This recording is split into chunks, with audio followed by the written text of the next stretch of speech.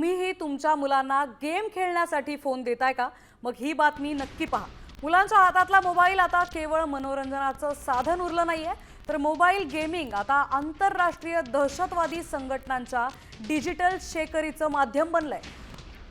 Roblox आणि Minecraft सारख्या लोकप्रिय गेमिंग प्लॅटफॉर्मचा वापर करून 11 ते 17 वयोगटातील मुलांना कट्टरपंथी बनवण्याचा नवा डाव समोर आलाय। सोशल मीडियावरील सुरक्षेमुळे या संघटनांनी आता गेमिंग विश्वाकडे आपला मोर्चा वळवलाय। त्यामुळे पालकांनी आता मुलांकडे बारकाईनं लक्ष द्यावं असं आवाहन करण्यात येतंय। तुमच्या मुलांची डिजिटल शिकार होत नाही का याकडे लक्ष द्या। दहशतवादी संघटनांकडून 11 ते 17 वयोगटातील मुलं आता टार्गेट केली गेली आहेत। सोशल मीडियावर आकर्षक कूल वाटणारे मीम्स दाखवून मुलांचं लक्ष वेधतात,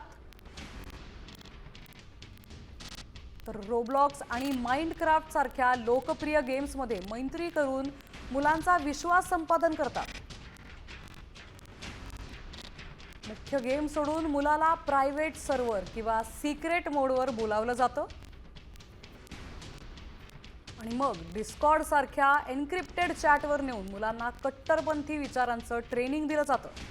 मग तुमच्या मुलांची डिजिटल शिकार तर होत नाही ना, याकडे पालकांनी लक्ष द्यावं। मुलांना आभासी जगातून बाहेर काढून विघातक कृत्यांसाठी ब्रेन वॉशिंगही यात केलं जातं।